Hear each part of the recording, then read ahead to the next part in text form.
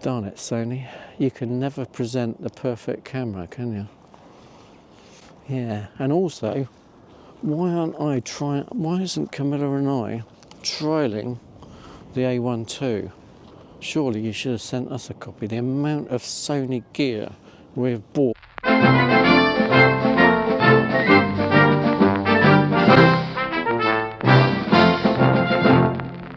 Well, hello and welcome to Camilla and I. I'm Mark Cooper, a wildlife photographer here in the UK, and today we're at one of my favourite areas, Sturt Pond, which is in Keyhaven, Hampshire, UK. And yeah, superb spot. Brought the camper van, and yeah, loads of people parking here overnight, but and tons of dogs around. So if we get interrupted by a load of dogs, you'll know what it is.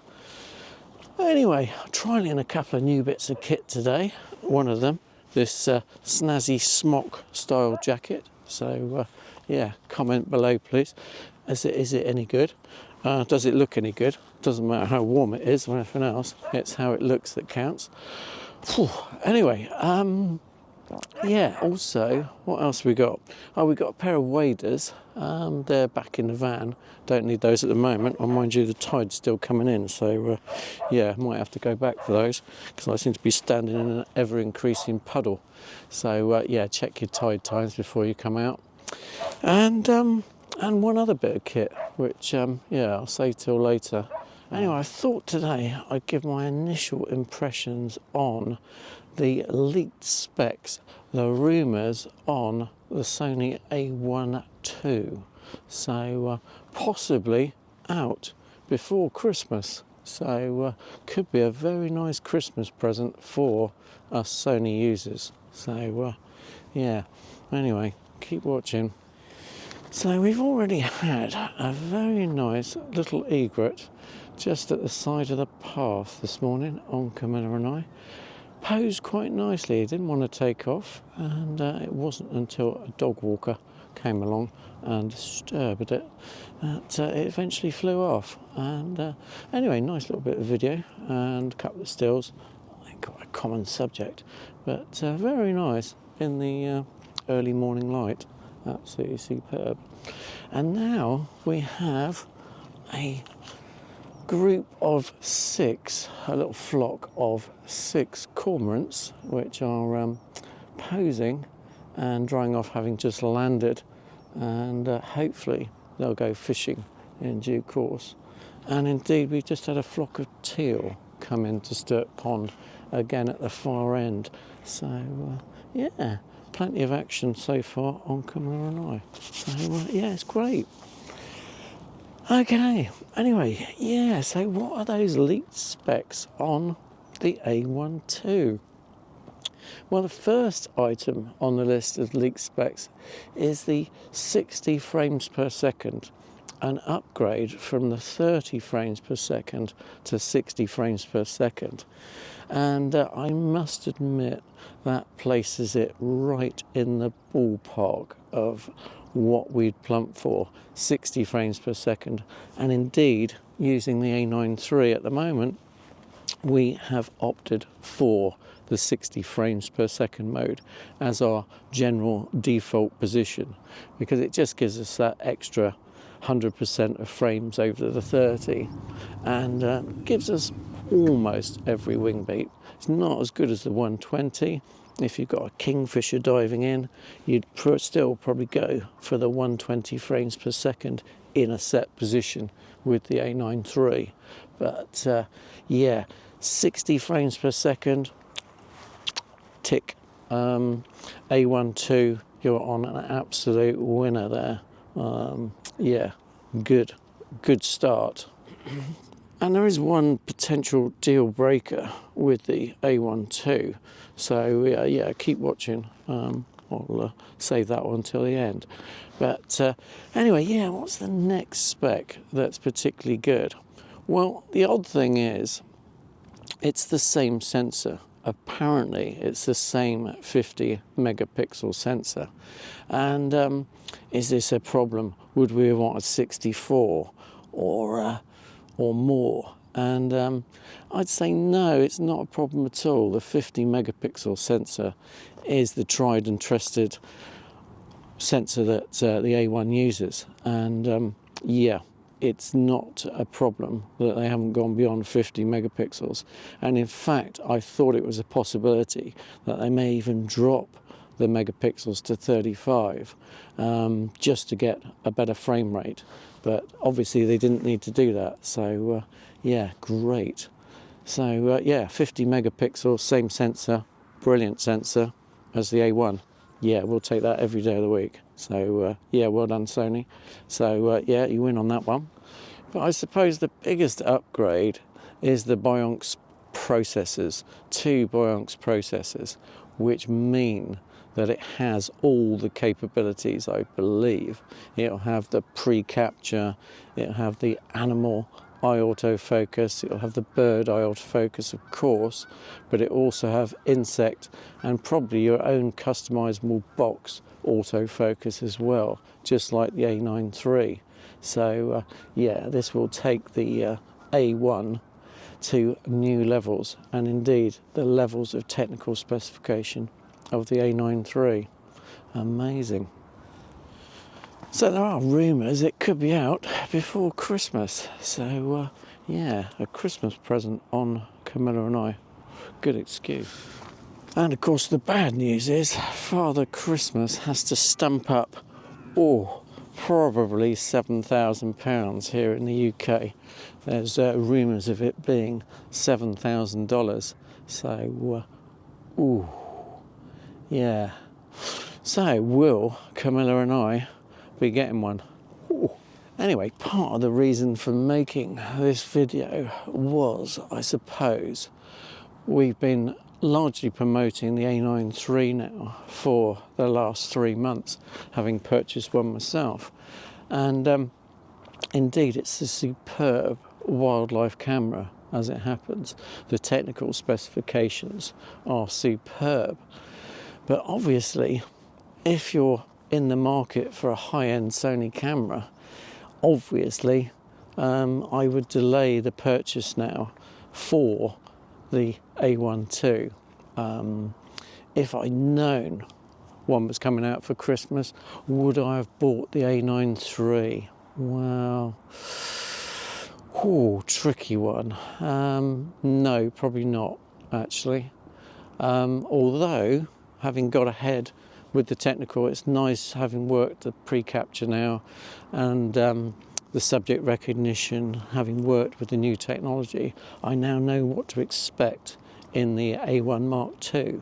So I'm already au fait, having used the A9 III now for the last 3 months. So it hasn't been a complete waste of time, but it possibly has been a waste of money.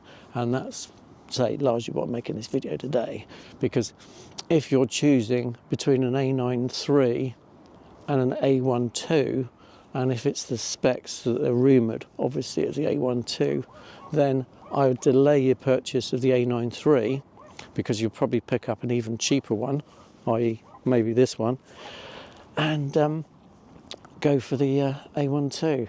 But it depends on your subject. So if you're like a sports photographer, I'd go for the A9 III all the time. But as a wildlife photographer, the 50 megapixels, yes, I mean, as opposed to 24.6, you've got double the megapixels, so in theory, you've got double the frame. Oh, God. Standing in a puddle here. Tide's still coming in. Oh, God. Cut. Yeah, look at that. We were standing in that. Might have to evacuate in a minute. I've had this before at Sturt Pond, where I've got trapped by the tide. So, yeah, interesting episode. Anyway, yeah, rescue Camilla a minute. God.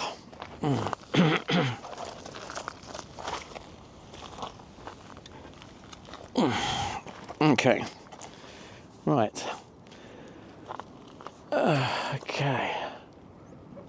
Okay, back in the room. Lost my train of thought now, so where were we? Yeah, so basically, yeah. So if you're in the market for either an A9 III or an A1 II, I mean, the A9 III, we bought this one for 5,500. List price was 6.5, I think. So the new A1 probably 7. I mean, I'm guessing you'll be able to pick an A9 III up for £3,500, half the cost of the A1 II, and you'll have a global shutter, and you'll be able to do 120 frames per second. So still a consideration. And of course 24.6 megapixels in the A9 III is still a sizable number of megapixels, and as I think we've proved over the last 3 months, really not a limitation. And we've got some very nice low light shots and high ISO shots with the A9 III. So I wouldn't write that off as a wildlife camera yet, and indeed I don't think we'll actually trade this one in.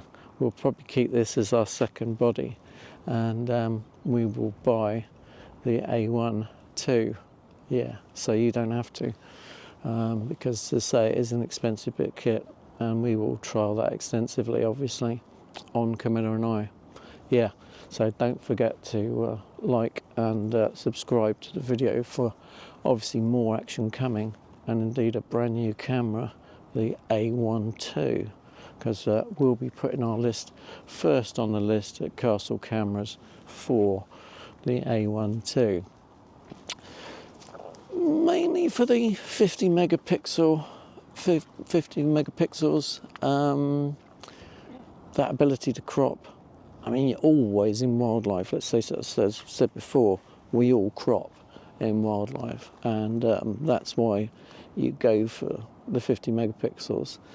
I mean, even my British Wildlife Photographic Association entries this year, although I had a 25% success rate, obviously they were all taken with the Sony A1, and I think every picture I took, even though I got very close to the subject, still there was still a 50% crop on my accepted images to the final. So oh yeah, we're keeping our fingers crossed. They don't declare the results until January, so yeah, very slow, British Wildlife Photography, but we don't care. As long as we win, we don't mind. So take as long as you like, just pick Camilla and I's 2 shots that we've got accepted. Just pick one of those as a winner, please.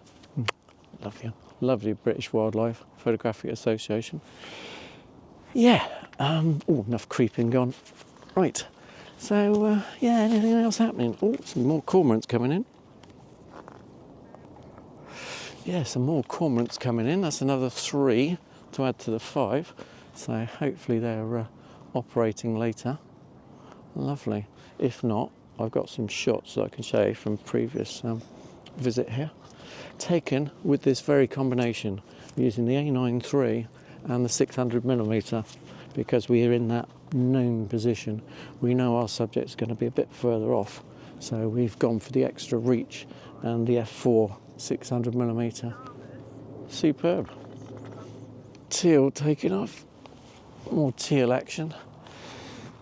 The Sony A1 II definitely ticks most of the boxes, and indeed there's supposed to be improved autofocus as well, which I should imagine will basically be the same as the A9 III. It's unbelievable. It's hard to believe that with the subject detection, particularly on the animal eye detect, you get even better focus with the A9 III. Yeah, and I'm sure the same system will be in the A1 II, if not even better. So yeah, lovely. And the other bit of kit we're trialling today, which we haven't used before, surprisingly enough, is a built-in, well, an in-body polarizer. This little device here, a 40.5mm polarizer, just slots into the lens barrel there. Saves having an enormous polarizer on the back, Anyway, supplied only by Sony, and of course it's very expensive, £400. So yeah, nearly as much as a lens. So yeah, anyway, we just you just twiddle this little bit here to adjust your degree of polarization. But we found with the A9 III, particularly in bright light, getting the ISO down 250, we're quite often stopping down by 1.5, 2 stops, and anyway, the polarizer should do it for us automatically. So yeah, anyway, we'll give it a go on Camilla I. It's not very bright at the moment, but it's definitely getting that way. Oh, and I nearly forgot to mention, and there is one bad aspect of the new A1 II, and that is it possibly won't adopt the same body as the A9 III. Now, I don't know if this is a deal breaker, but it's definitely an important one. The A9 III ergonomics with the flip screen and everything else are absolutely superb. I mean, having used the A9 III now, I must admit it will be a bit of a nuisance going back to the ergonomics of an A1 II if it's got the same makeup as the A1. Do like the raised buttons on the A9 III, and everything about it is chunkier and more usable with gloves. And of course the articulating screen has been, you know, it's a completely articulating screen, is very useful. So if it goes back to the standard flip up and down one, it's a bit of a shame. But no, whether it's a deal breaker, I don't think so. But yeah, I'm not sure. It should have been the body, a similar body to the A9 III, because they have made great improvements to the grip and everything else. So let me know in the comments below if that would be a deal breaker to you. Obviously, if you haven't used the A9 III and the better ergonomics, you wouldn't appreciate the difference. But I assure you there is a difference, and there'll be a big difference once you get used to the A9 III. So I'll have to unlearn the A9 III, and indeed I suppose it would make come on.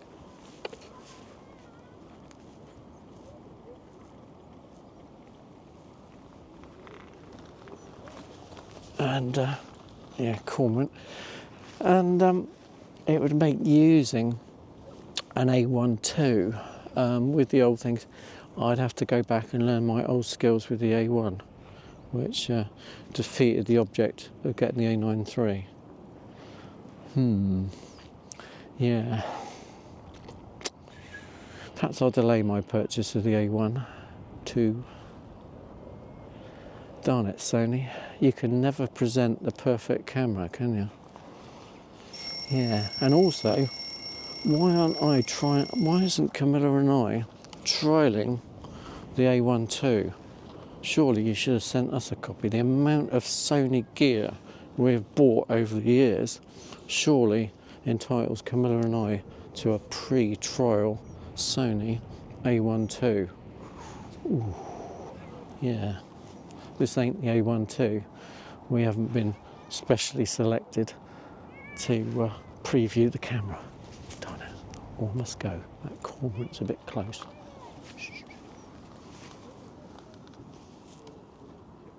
Well, the number of dog walkers is increasing, as is the tide still coming in. I thought it was high tide by now, so anyway, it should be receding from this point onwards. Anyway, fingers crossed. Anyway, so yeah, I suppose we better start wrapping this video up. And so the upshot are, the conclusions are, the takeaway from this video is obviously consider carefully what you're going to do if you're going for a high-end Sony camera. The A1 II is coming, so if you've got £7,000 for Christmas, whack it straight on the A1 II, I would suggest. Or go for a bargain in the new year, or maybe very shortly, probably a £3,500 A9 III. We will see. Check your local Castle cameras or supplier and see what you can get potentially second hand in the A9 III lineup. Anyway, yeah, Camilla and I, we will definitely be going for the A1 II. 50 megapixels, the same processing capacity as this one, the pre-capture, the autofocus as good as this one, all the upgrade in tech, the better autofocus, everything that's in the A9 III, if that's in the A1 II, apart from the global shutter and the 120 frames per second. I think 120 frames per second and the global shutter is a bit of overkill for wildlife photography. It's not blades of a helicopter. We do expect some degree of curvature with a nature photograph. So yeah, anyway, yeah, Camilla and I will definitely be going for the A1 II, either Christmas or afterwards. So anyway, whatever you're using, have a good one. Bye from Camilla, A9 III at the moment, and I